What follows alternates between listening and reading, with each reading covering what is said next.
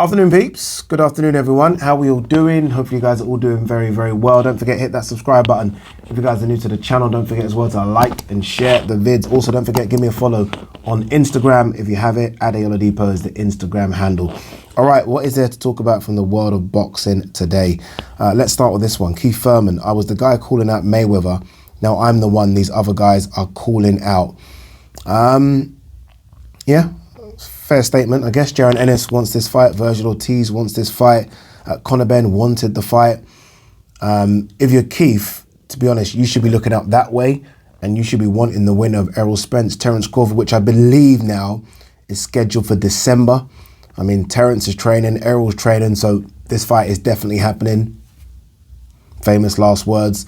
Yeah, you should want the winner of that. You know, that's a shot at being undisputed, a shot at being the number one welterweight in the world. For now, you should just be bloody fighting. Like, this guy took 2 years off, and even before that 2 years off, remember when he had the fight with Pacquiao, even before that he was a part-time boxer. He came back, full Barrios, yeah, in January. This is now coming up to September. Like, he should have had a fight in July, at least. I mean, I was gonna say June, but he should have had a fight in July. He's not. He is doing more talking than fighting. Fight someone. Ugas, fight someone, anyone at this stage, Keith. Jeez, man. He clearly doesn't really want to do it anymore. I don't know. I'm hoping that he's been smart with his money, because he's had a lot of big fights, but if you don't really want to do it, then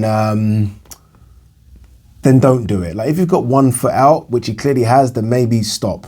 But I still think he's got a lot to offer. Like, I think he still causes all those guys I just mentioned, those young, hungry guys coming up, he causes them all problems. All of them problems. In fact, I don't even know if I make them all favourites to beat him. I don't make Connor a favourite to beat him. Virgil?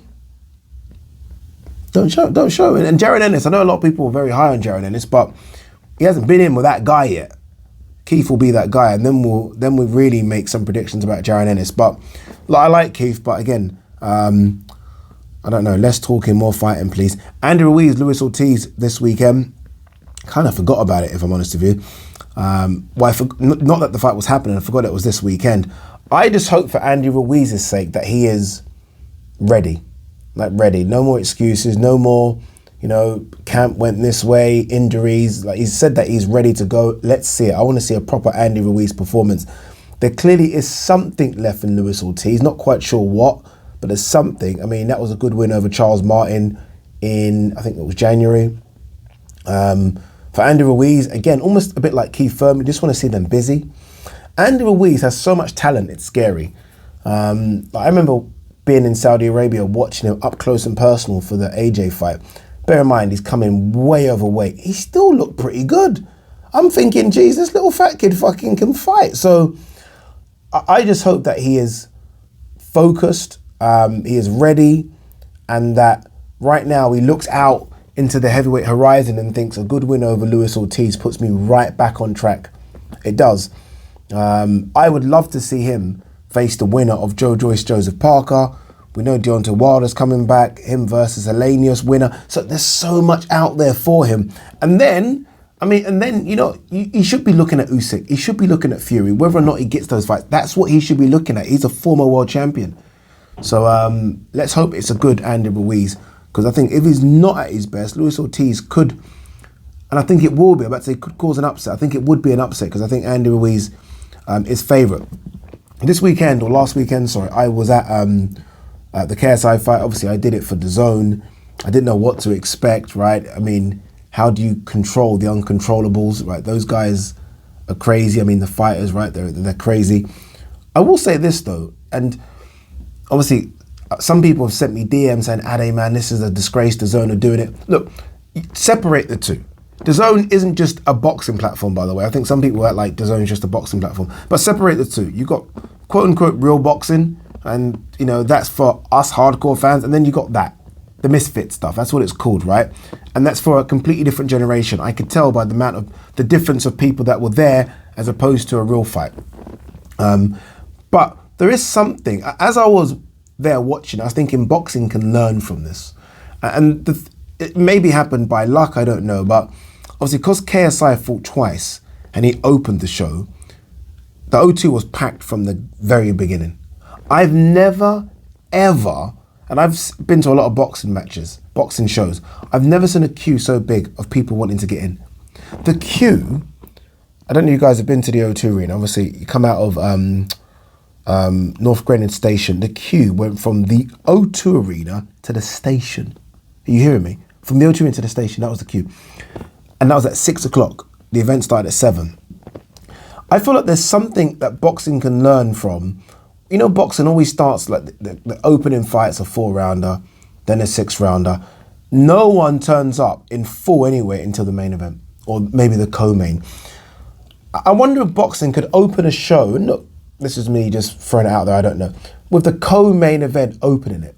So people just have to get there early because everyone's going to want to see a good co-main event.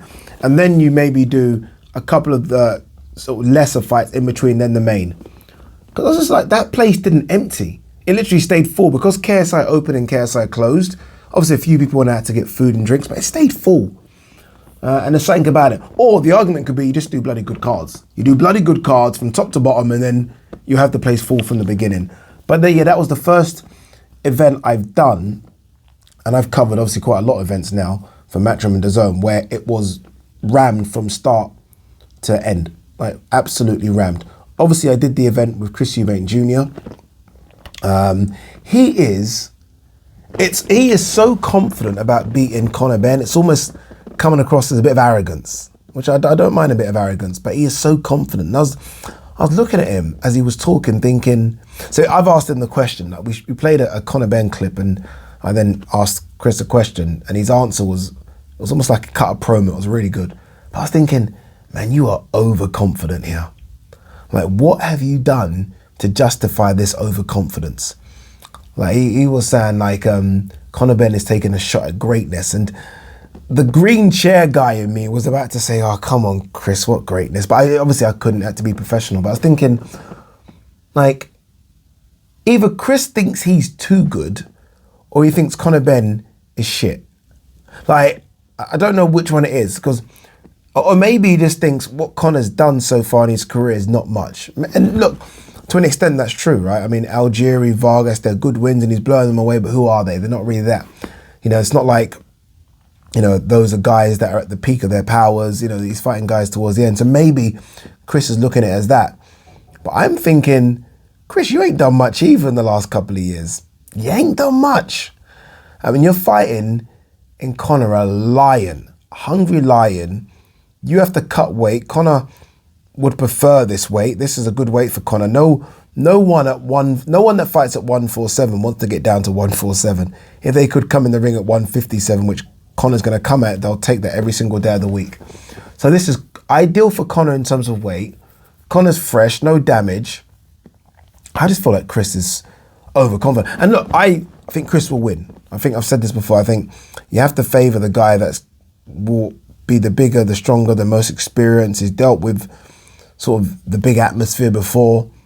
You have to favour Chris, but I don't know, like even he was doing a bit of him eating KFC, like, you know, basically trying to say it's easy to cut weight. And I'm like, geez, man, this fight ain't that long away.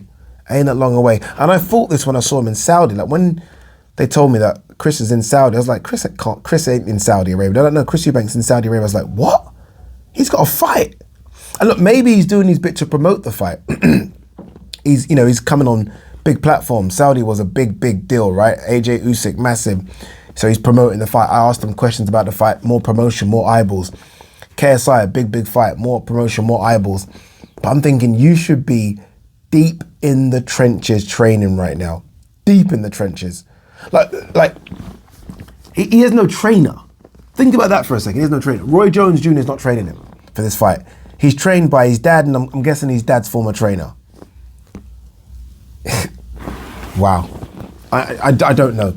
I don't know. As he's talking, all I'm thinking now, that I was, in terms of percentage, when this fight was announced, I was like 70-30 Chris.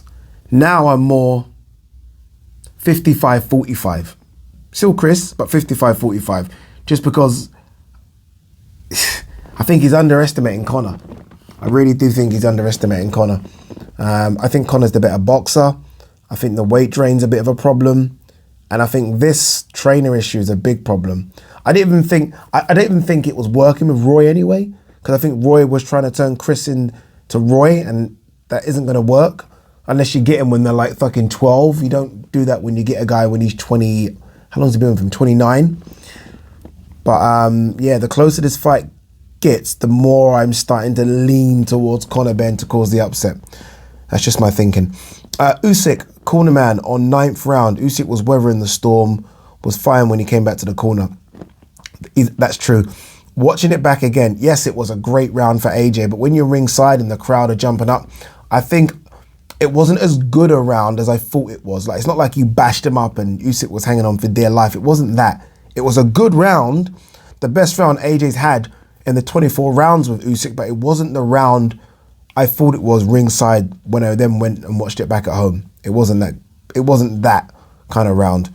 Robert Garcia pleased with Anthony Joshua's motivation for a quick return.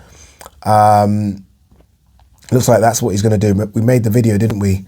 I think a few days ago, saying AJ, what are the options?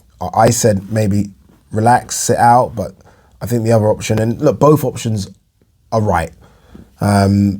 But it looks like AJ's going to get back on the horse. And reading in between the lines, it looks like he's going to stick with Robert Garcia, which I think makes perfect sense. I think you just,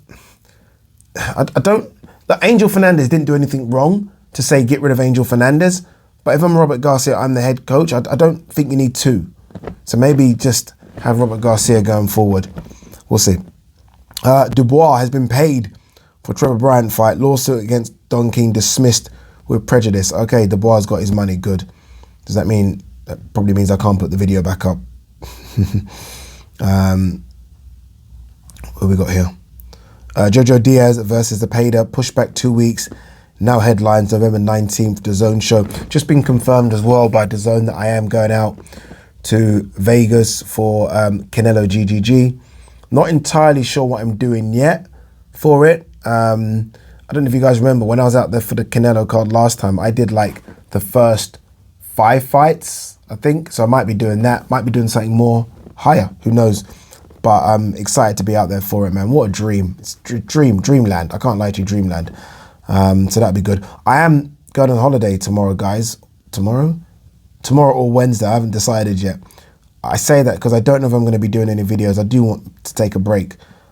But knowing me, I'll probably take the bloody camera and do the videos. Because I do want to do a Ruiz Ortiz kind of preview, so we'll take the video. Anything else we've got? Fury Usyk targeted for February, Super Bowl weekend in the Middle East. 50-50 purse split is a given. Makes sense. It has to be a 50-50 split. Don't want to hear anything about it needs to be in favor of Fury. It has to be 50-50 split. Usyk's now become a star as well. Undisputed at cruiserweight, unified at heavyweight, Ring Magazine title holder, pound for pound #1 in my eyes. And telling you now, it was a 50-50 split in terms of audience for him versus AJ. Like, I was surprised. In fact, it was 50-50 split. I was going to say maybe he had more fans there, but I think it was 50-50. Okay, February, interesting. Super Bowl weekend. Go for it. Go for it. I think it's going to happen. It's going to happen, which is incredible. Can't wait for it. Jared Anderson. I'd love to fight Filip Hrgović. Looking to get bigger names. I think a lot of people now are going to call out Hrgović after his performance against Zhang. Jared Anderson is a good one. I said, I was speaking to, I think, Adam Catchell and Gareth A. Davis, and they asked me for my heavyweight that's going to kind of be the guy in a couple of years. And I said Anderson. We'll see. We'll see. I don't know. Look, who knows? I remember, I think, if you asked me this question a couple of years ago, I might have said F.A. Jagba, and then he got beat by Frank Sanchez. So we'll see. Let's see what Jared Anderson does against someone before we kind of anoint him the next guy. Wilder here says, beating Hellenius won't be easy. He's great and not going to give up. I think that's a banana skin. I think that's a massive, massive banana skin. Let's see how Wilder is after a couple of beatings back to back. A couple of beatings, Like, Fury beat him up. I know he's taken some time at the ring, but you're going in there now against a guy that's very high. He's obviously had those wins against Kalnaki back to back. Banana skin, trust me. Eddie Hearn here saying, I rate Eubank. I don't think he beats Charlo, Golovkin, Canelo. Yep, he doesn't. I think the new pound for pound rankings are up, aren't they? So remember, Devin Haney was upset that he wasn't in it, I think. I don't think Devin Haney was in it. Let's have a look. All right, the pound for pound rankings are up. The new ones. Usyk is number 1, Inoue number 2, Crawford 3, Spence 4. That's why that fight is incredible. Canelo 5, Loma. I love Loma to death, but Loma should not be 6. Should not be. He hasn't done anything. What have you done for me lately? Bivol 7, Josh Taylor 8, Jamel Charlo 9, Beterbiev 10, or Beterbiev 10. It's mad to think that Devin Haney, undisputed, isn't in it, but you could get rid of Loma here and get Haney in as... Like there's 2 or 3 people that I think are very close to this list. If this like I expect 11 and 12 to be, and by the way, Bivol above Beterbiev's wrong. I like Bivol, but I'm sorry, Beterbiev's got 3 belts, man. Come on, stop it. I think Devin Haney should be close, and I also think Shakur Stevenson should be close, and then maybe others as well. Okay, I think he's been removed from this list as well. Estrada's been removed. Chocolatito's been removed. Interesting list. Yeah. All right. Anything else before we wrap? Let's have a look. I think that is it. Bit here from Dimitri Salita. Otto Volin, makes the most sense for Anthony Joshua's next fight. Like it. Good name. But I think people forget how bad Otto Volin looked against Sokolowski. Remember he fought Kamil Sokolowski? Awful performance, bruv. Awful. We'll end on this one, actually. Hasim Rahman Jr., very strange, this one. Obviously, the one on the weekend was the Zone X Series 1. The Zone X Series 2 is going to be headlined by Hasim Rahman Jr. versus Vitor Belfort. Now, if you're Hasim Rahman Jr., you've almost hit jackpot a little bit, because his pro career wasn't going anywhere, really, was it? Until Jake Paul called him out, and then obviously his popularity has gone really high. And now he's decided, and I asked him, I said, does this mean your kind of real boxing career is put on hold when you have these type of fights? And he's like, well, this is where it's happening right now. So he might be one that stays within this realm. Because I said, okay, if you beat Vitor Belfort, what next? He said, oh, Logan Paul. So he's clearly wanting to stay here within this. He might even then call out Tommy Fury. There could be a lot of boxers that kind of sort of boxers, MMA guys, YouTubers that kind of flirt with this now, as opposed to sort of proper MMA and proper boxing. It's interesting. Anyway, guys, girls, peace.